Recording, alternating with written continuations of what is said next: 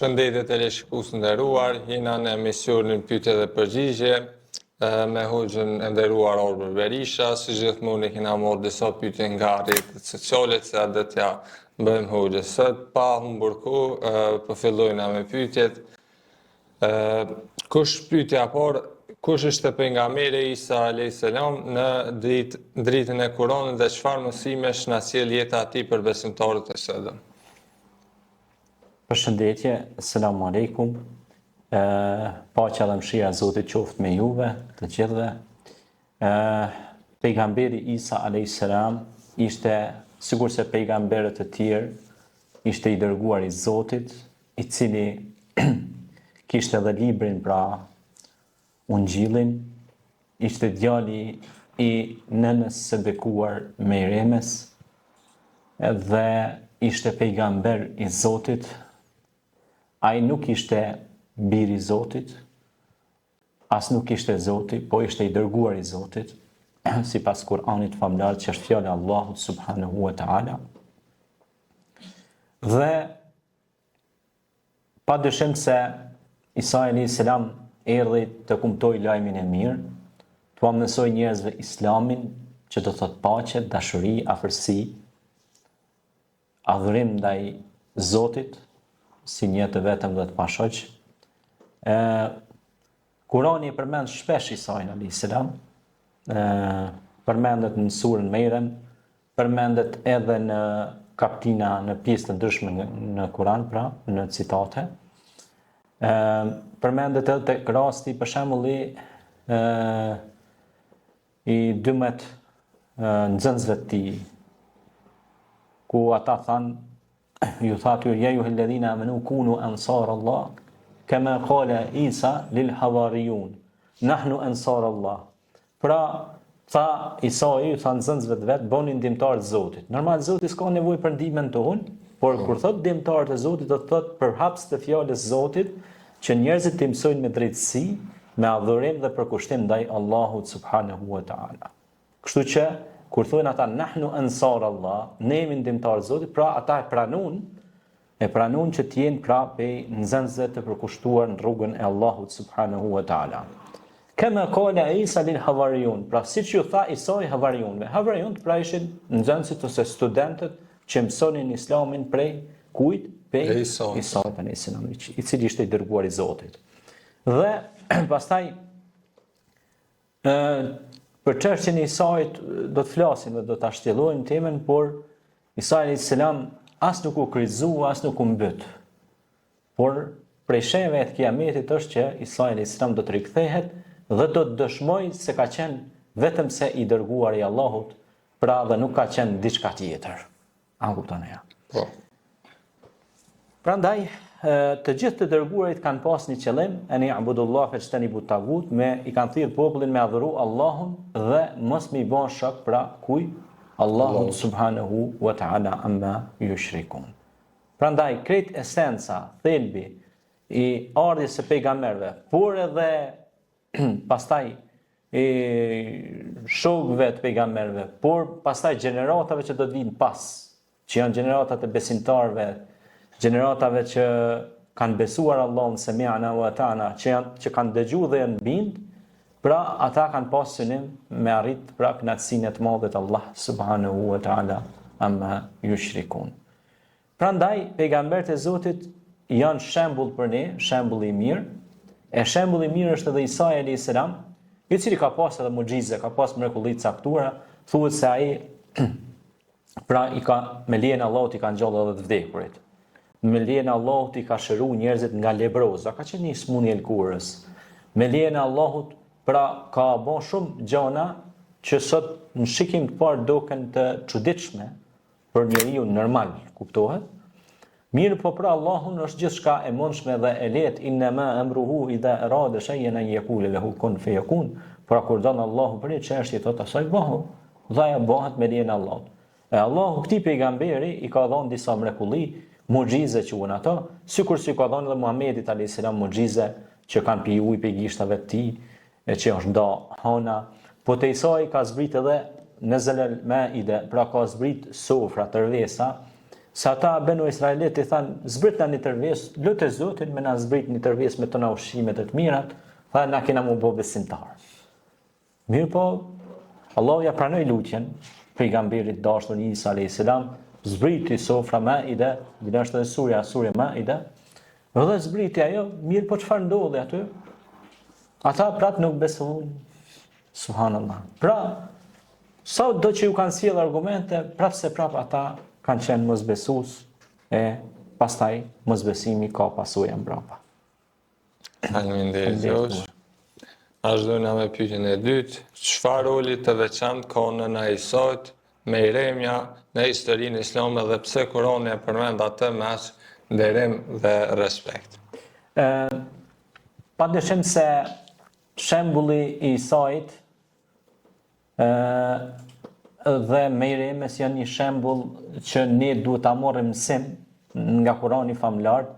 Me Iremja ka qenë një nën e ndershme e cila ka lind Isën alayhis salam pa baba. Ashtu siç e lindi, ashtu siç e krijoi faktikisht, siç e krijoi pra Ademin pa babë pa nën. Po dhe Havën pra pa nën. Këto janë mrekullina, mrekullia vet, fjala mrekulli jep me kuptuar që i te i ka lënë pra kufit e aty në rrjedhave që na i na mësu me kon rrjedha normale. Kur them rrjedha normale është domethënë se na i na mësu që kur martohet burri me gruan, domethënë Allahu ju çon një evlad. A kupton? Po. Mirë, po kjo tregon fuqinë e Allahut, se Allah ka kriju njeriu pe hiçit. Awalam yara al-insanu anna khalaqnahu min nutfatin fa idha huwa khasimun mubin. A nuk e ka pa njeriu pe çkajt e kena kriju, thot në surën Yasin, pe një pikë të vogël, pra kur gjohesh që kanë ti, asune, por Allahu na ka krijuar, na ka dhënë shikimin, dëgjimin, trurin, shiko çfarë perfeksionizmi është truri njeriu. E Meremja ishte pra në dhomën e saj dhe filluan me linçu shumë, pra me akuzu për moral, qysh të ke lind një djalë pa kanë martume, pa pas burr. Edhe e akuzun moral shumë, edhe unë dije shumë keq që u mbyll edhe luste Allahun subhanahu wa taala, dhe kur thuhet se kishte hi Zakariaja kishte pa në vendbanimin e saj, kishte gjetë në atë kohë pra hurme, rrush, gjitha të mirat e Zotit brenda në dhomën e saj, dhe i kishte thënë, pejkajt këto me Ireme, thot gjitha këto bereqete po të vinë, thot hadha min indillah, thot këto janë prej Zotit, subhanallah. Pra Allah thot nahnu narzuqukum, na ju furnizojna juve. A ki ka njerëz myten të punue sena, nuk ju ka parja bereqeta, skimet. Nuk janë nin shien kur diçka me hangër, me pi halal. Mirë po, Allahu i është thot furnizuesi juaj, i garantuar, inna Allahu huwa ar-razzaqu dhu quwwatil matin. Dhe ky rast është shumë ideal për të treguar për shkak se Allahu pra nuk e laket nan, pra të bekuar të hjek të keq përkundër moralit që e akuzonin. Dhe pastaj është edhe një mrekulli që ndodh me Isain alayhis salam beb, ka qenë beb, ai do të flas. Do të fillojnë me akuza populli, zullumçarja asaj kohe, ndaj Meremes, mirë po do të jap Allahu gojë me fol një bebe. Pra e vetmja pe bebeve që ka fol ndër bebet që është mrekulli ka qenë Isa alayhis salam. Dhe i ka thonë, çka janë këto fjalë? Bile është në Kur'an ajet kuranor që thot, kjo është nëna ime. Edhe mu Allah ka pru si pejgamber në mesin e juj, që do të gjykoj me ligjin e kuj, ligjin e Allah, ligjin e Zotit. Dhe Allahu ka me zbrit librin që është pra Ungjilli, si që se ne kemi 4 libra që edhe është për kushteve të imanit me besu 4 librat, pra që janë librat si janë pra Tevrati, Zeburi, Ungjilli dhe Kurani. Janë 4 shpalljet hynore. Prandaj, pra Isa alayhis salam do të flasë, do të thotë kjo është nona ime, kjo është e ndershme, subhanallah. Pra Allahu me fuqinë e vet ka më dhënë gojë bebes. Edhe ata kanë me të fascionum, si ka mundësi fëmijë sa ka lind me fol. Pse Allahu, domethënë, ja dha fuqinë bebes, fëmijës të përsa lindur me fol drejtësinë. Sepse Allahu kur dhën, ajo bëhet gjithçka me dijen e të plotfuqishmit Allah. Kur e ka bë Ademin prej hiç gjës, mund ta bëj edhe Isain nga barku i nënës Merime. Prandaj këto shembuj janë shembuj për tu pa me syrin e dritën e besimit. Sepse këto gjëra nëse nuk shikohen me dritën e syrin e besimit, atëherë njerëzit siç ka sot njerëz, për shembull, e shën një mur aty, thotë muri është, unë besoj se është mur, po mbrapa murit nuk e shoh thotë edhe s'besoj. Mirë, po mbrapa murit ka diçka tjetër. Ose mbrapa kodre. Ke pa syrin njerit mund shef deri diku, pastaj hub, nuk shef më shumë. Çka që ka leju Zoti i Madhërisht shikimin e njeriut. Po jo çdo gjë që ne pra e shohim do thotë që veç ajo ekziston çka shohim. Po ka gjëra plot që na nuk shohim, ato ekzistojnë. Edhe na duhet besojmë. Prandaj fjala besimtar është fjalë e madhe. Faleminderit. Faleminderit. Vazhdojmë me pyetjen e tretë, si mund të kuptojmë lidhjen ndërmjet vlerave të Kuranit dhe dashurisë ndaj Allahut, veçanërisht në ditën e pavarësisë 28 nëntorit. 28 nëntori është 1912, është pavarësia e kombit shqiptar. Kjo pavarësi u takon gjithë shqiptarëve, kudo që ndodhen, qoftë në Kosovë, Shqipëri, Ilirid, Kosovë Lindore, në Ulqin e Tivar, Tetove, Postivar, Tiranë, Prishtinë, e Shkup, kudo që janë në emigracion, kjo u takon gjithë shqiptarëve. Pejgamberi alayhis salatu wassalam ka thënë hibbetul watan min al-islam, dashuria ndaj Allahut është pjesë e Islamit. Siç thoshte edhe Hafiz Ali Kurç apo edhe Ibrahim Dalliu, po edhe shumë dietarë të mëdhenj islam, pa Allah s'ka fe, pa fe s'ka Allah. Prandaj ato dyja i quan të binjak, quan të Hafiz Ali Kurç, këto dy gjërat, pra Allahun, sepse një njeri që s'ka Allah, ai nuk ka dhe besim, është i humbur, nuk e din, s'ka një identitet, s'ka një piknisje, s'ka një pik fillim, nuk e din se ka. Edhe pejgamberi alayhis salatu wassalam na mësonte që t'ju mësojmë fëmijëve origjinën familjare, ta din kënd e ka gjyshe, kënd e ka daj, familje, a kupton ajo, farefis. Bile edhe në Kur'an kemi ajete kuranore që thot vizitoni farafisin edhe mos u përçani mes veten. Pejgamberi alayhis salam ka thënë sillatur rahimi min al-arsh, lidhja farefisnore është e lidhur me arshin tëm, domethënë që e ka fol çash me notat ndoja, më konë njerëz të lidhës në lidhje gjaku, lidhje kumbi, fisi, gjuhë, dhe thot pej urtësive të mia është që ju kam darë në kumbe edhe flisni gjuhë të ndryshme. Prandaj festat kombëtare ose evenimentet historike i takojnë shqiptarëve që t'i kujtojnë, sepse mos harroni se Molla Vehbi Dibra Agolli ka qenë prej dietarëve dhe miftilerëve që ka dhënë fetva nëse mendimin që shqiptarët jenë të pavarur, dhe kanë nënshkruar 27 burra hoxhallar shqiptar që sot tjetë deklarata pavarësisë kombit shqiptar. Dhe nëse kthehemi pastaj në historinë e Kosovës, lidhja për Zrenit me 10 qershor 1878 që parapriu pastaj lidhjes pejese deri në pavarësinë e Shqipërisë, ku edhe në pavarësinë e Shqipërisë kemi pas pjesëmarrës nga Krahina, e gjitha trujet e trevat shqiptare, nga Prizreni, nga Peja, Gjakova, Gjilani, e kështu me radhë, kanë qenë pjesëmarrës në deklaratën e pavarësisë kombit shqiptar. Kombi shqiptar nuk u takon pra vetëm asaj Shqipërisë, ta quajmë lëndineze, por takon edhe shqiptarëve në Kosovë, në Shqipëri, Maqedoni, Çamri, e kudo që gjenden shqiptarët. Prandaj liria është pra u takon pra besimtarve, guximtarve. Liria nuk u takon avokatërve, as qyqarve.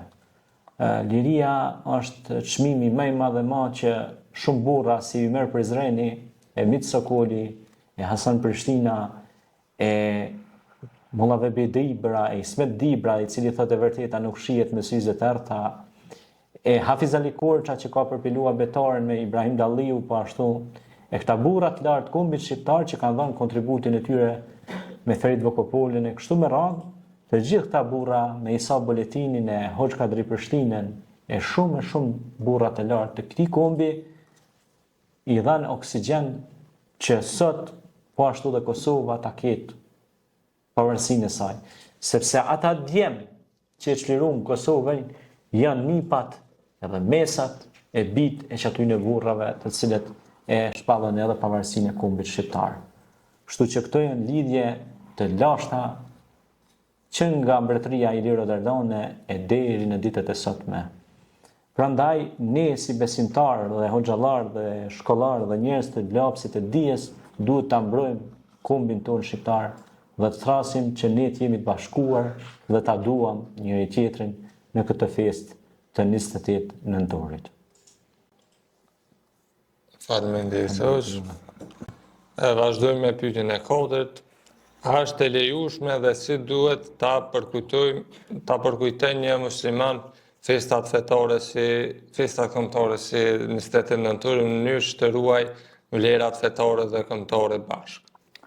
Po pa dyshim pejgamberi alayhis salatu wassalam, siç e tham pra, ka thonë që t'i përkujtojmë këto data, do thotë t'i përkujtojmë siç i ka përkujtuar ai datat e çlirimin për shembull në çlirimin e Mekës, çlirimi pastaj kur flet për ngjarjet si ngjarjen e Bedrit, domethënë kur kanë fituar në Bedër, kur ka qenë një çlirim i madh.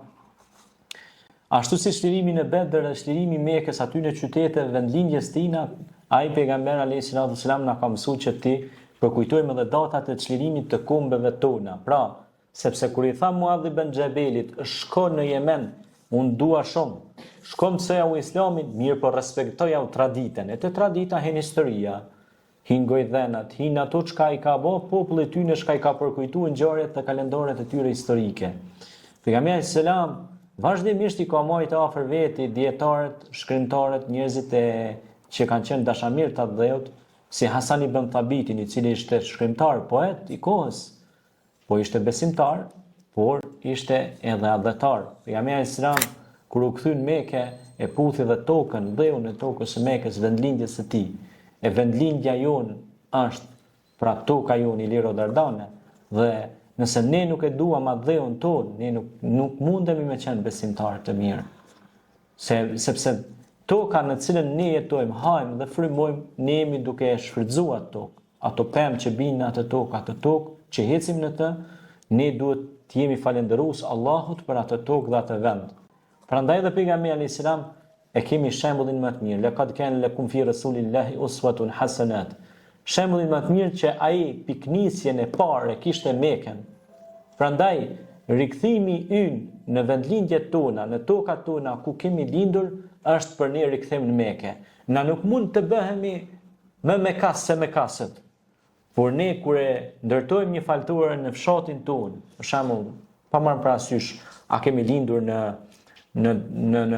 për shembull në Peja, në Gjakova, në Prizren, në Prishtina, në Tirana, në Tropuja, kudo që kemi lindur, në fshatin tonë, Bujana, Dojana, fshatin Gllogjana, ku di unë se ku, pra, kudo që kemi lindur, aty ku kemi lindur duhet me qenë, aty duhet me nis pra ndërtimi i vlerave tona si individ së pari, pastaj si komunitet dhe shoqëri.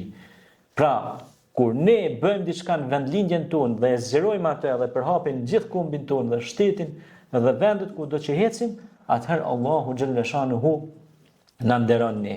E kështu është përkujtimi i festave të kombëtare. Nëse ne përkujtojmë këto festa, përkujtojmë se sa kemi kontribu për ngritjen e shtetit, sa kemi kontribu për ngritjen e kombit, sa kemi kontribu më u lidh shqiptarët mes veti në aspektin ekonomik, tregtar, njerëzor, shkencor, e kështu me radhë. Pra sa ne kemi qenë pra ura lidhse dhe kemi pas partneritet pra si besimtar. Kur dihet se edhe Zoti thot në Kur'an, bashkohuni mes veti e mos u përçani. Faleminderit.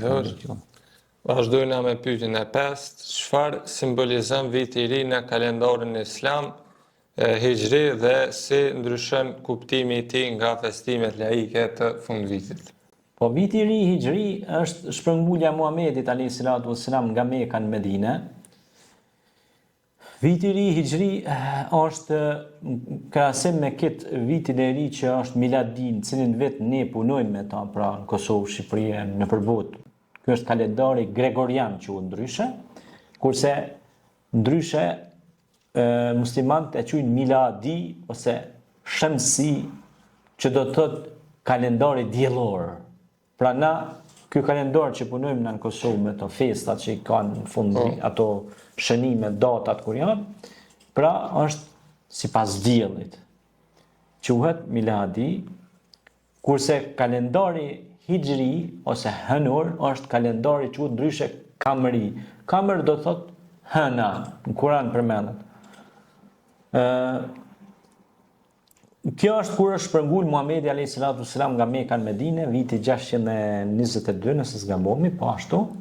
Dhe kemi pra këtë datë e cila daton pra shpërngulja nga Mekka në Medinë. A kupton ajo? Po. Dhe ky është kalendar që muslimanët e përkujtojnë këtë datë historike, mirë po muslimanët që jetojnë në një shtet, për shembull në Evropë, Kosovë, Shqipëri, Maqedoni, kështu me radhë, nuk është kur gjë e keqe me përkujtu një histori ose një kalendar historik të vendit të tyre. A kupton e? Po. Normal, me festu, na festojmë, si muslimani festojmë festat për cilat janë të ndjeshme, kuptohet Kurban Bajrami, Fitr Bajrami, a kupton e ja, pastaj Xhumoja, kurse këto festat kalendarike të kalendarit gregorian, shamsi ose diellor janë për kujtime.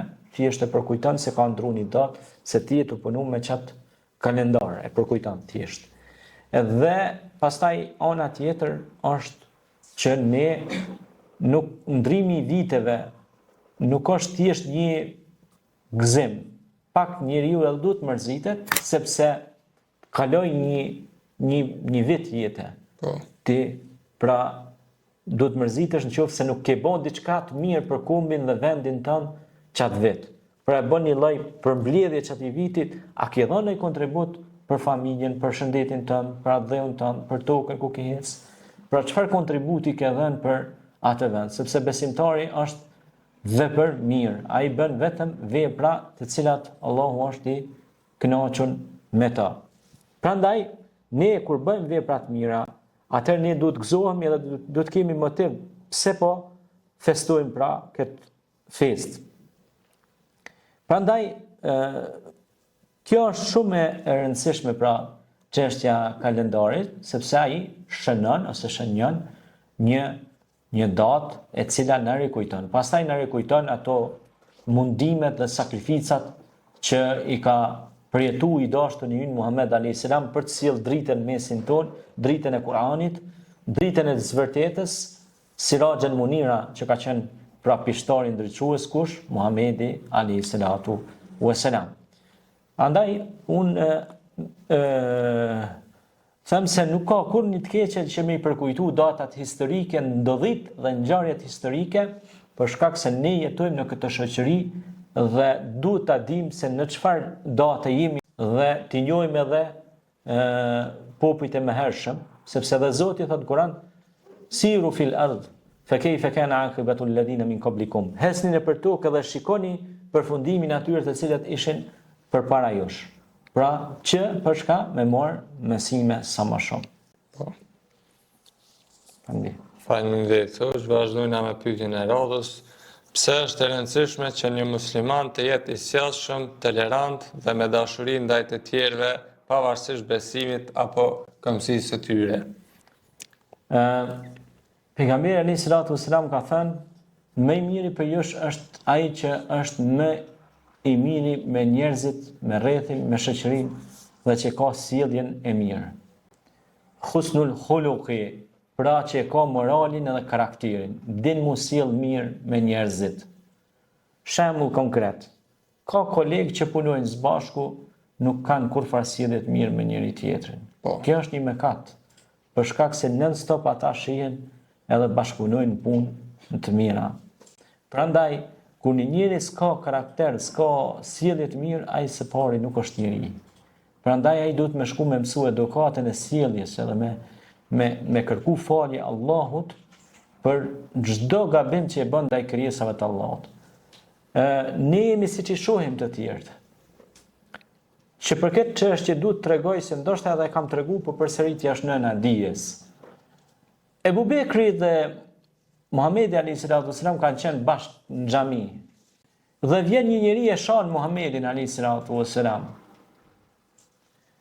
Pejgamberi nuk po flet asnjë gjë dhe del ai njeri jashtë. Vjen një njeri tjetër, e lavdron Muhamedin alayhis salam dhe fol mirë për ta. Edhe ai vazhdon del jashtë, pejgamberi s'po flet. Ebu Bekri ishte duke shikuar ngjarjen se si po rrjedh. Dhe pasi përfundon gjithë kjo storie, dalin jashtë dhe i thot Ebu Bekri: "Ja Resulullah, i pari të shau, ti nuk fol asnjë gjë. I dytit lavdroj, komplimentoj, nuk fol asgjë. Më trego pse kështu?" Tha po shiko, edhe kjo tha ka një shpjegim. I pari tha që më shau, e pa veten e vet tek unë. Pra ai që të shon edhe sillet keq me ty, ai vetë është i keq. Pastaj i dyti tha më lavdroj edhe foli mirë, tha vetë është i mirë ai. Po. Sepse tha ai është njeriu është sikur pasqyra. Nëse ti e sheh veten pasqyrë, nëse ke vlera dhe je njeri, e sheh mirë veten. Po nëse s'ke vlera, normal se s'e sheh mirë. Je i zhytur, a? Për shembull si e bën me balt, e sheh pasqyrë, oh që na baltos, duhet mu pastrua, po ja. Po. Prandaj Zoti thot në Kur'an: "Qad aflaha man zakkaha wa qad khaba man dassaha." Ka shpëtuar që e pastroi vetveten, pra u largu nga gjërat e shëmtuara. Andaj sjellu mirë me njerëzit. Mos u bëj arrogante. Qoftë femër apo mashkull. Po. Ka mashkull që është shumë i pasjellshëm, po edhe femër që është shumë i pasjellshme. Që të dy duhet të bëhen të sjellshëm. Jetojmë në një shoqëri që duhet kemi vlerat, duhet kemi edukat. Dhe të sillemi mirë me njerëzit. Pejgamberi alayhis salam thot: "Kam ardhur, bu'ithtu li utammima makarim al-akhlaq." Kam ardhur me përsos karakterin, virtytin, njerëzillekun tek ju. Andaj ne duhet sillemi mirë, të folim but, amel dhe mirë. Pejgamberi alayhis salam ka thënë: "Ajo që arrihet me butësi nuk arrihet kur me forcë." Faleminderit. Faleminderit hoxh. Kjo është pyetja e fundit: si mund të ruajmë identitetin tonë islam dhe shqiptar në kohën moderne, duke ndjekur shembullin e pejgamberëve dhe mësimet e Kuranit? Pa dyshim se shembujt më të mirë janë shembujt, siç e thamë, edhe të pejgamberëve të Zotit, të cilët kanë pra Allahu nuk ka lënë këmbë popull pa dërguar pejgamber. Allahu pra s'ka lënë popull këmbë pa çuni i dërguar të Zotit. Për t'u mësuar aty në të vërtetën dhe për të thirrë ata mu largu nga e pa vërteta. Pejgamberët e Zotit kanë qenë pra pishtarë ndërques për kombet dhe popujt. Ata i kanë thirrë njerëzit mu largu nga ignoranca, mu largu nga beslutnitë e kota, mu afru tek arsimi, tek dia, tek morali, tek shkenca, tek drejtësia, tek respekti nënës dhe babës, familjes.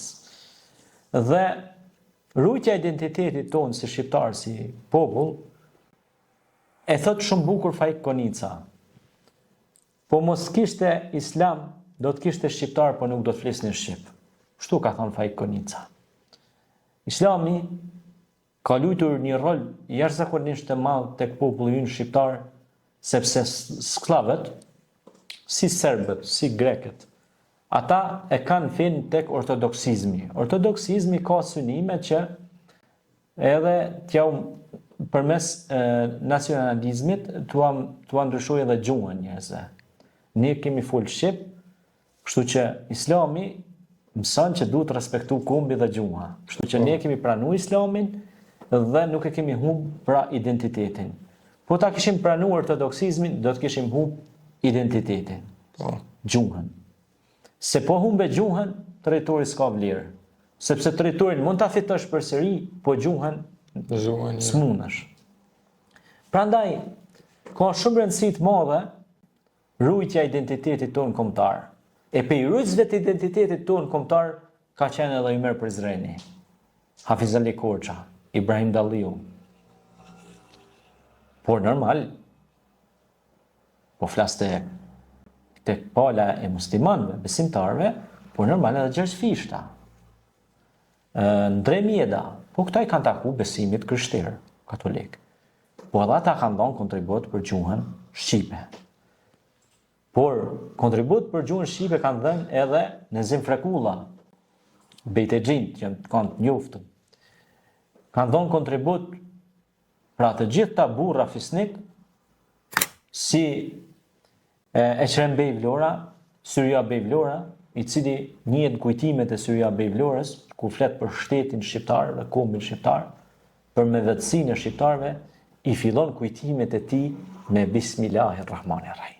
Me emrin e Zotit, e shkruan pra Bismillahirrahmanirrahim, me emrin e Zotit mëshiruesit, mëshirbërësit, po e filloi këto kujtime për familjen e madhe të Vlorajve. Vlora sot dihet qyteti i Vlorës ku është ngrit flamuri. Prandaj këta burra kanë pas besimin te krijuesi, por dashurinë e madhe tek atë dhe kanë rujt atë dheun qoftë edhe me trupin e tyre, me gjakun e tyre.